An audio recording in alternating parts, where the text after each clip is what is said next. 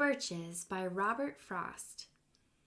When I see birches bend to left and right across the lines of straighter, darker trees, I like to think some boy's been swinging them. But swinging doesn't bend them down to stay as ice storms do. Often you must have seen them loaded with ice a sunny winter morning after a rain.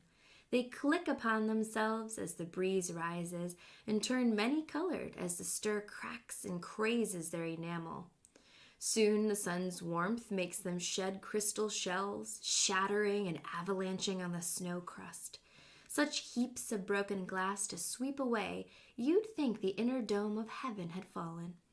They are dragged to the withered bracken by the load, and they seem not to break. Though once they are bowed so low for long, they never right themselves. You may see their trunks arching in the woods years afterwards, trailing their leaves on the ground, like girls on hands and knees that throw their hair before them over their heads to dry in the sun. But I was going to say, when Truth broke in with all her matter of fact about the ice storm, I should prefer to have some boy bend them as he went out and in to fetch the cows.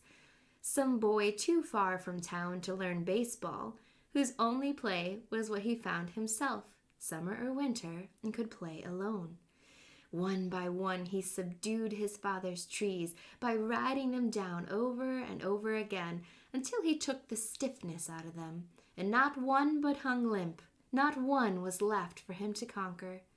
He learned all there was to learn about not launching out too soon and so not carrying the tree away clear to the ground.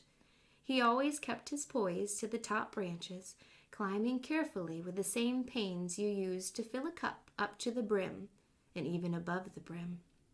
Then he flung outward, feet first, with a swish, kicking his way down through the air to the ground.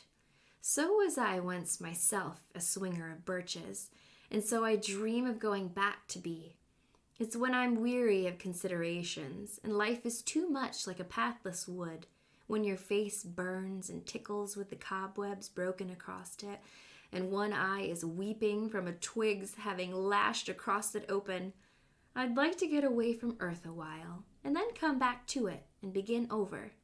May no fate willfully misunderstand me and half grant what I wish, snatch me away not to return. Earth's the right place for love. I don't know where it's likely to go better. I'd like to go by climbing a birch tree and climb black branches up a snow-white trunk toward heaven, till the tree could bear no more, but dipped its top and set me down again. That would be good, both going and coming back. One could do worse than be a swinger of birches.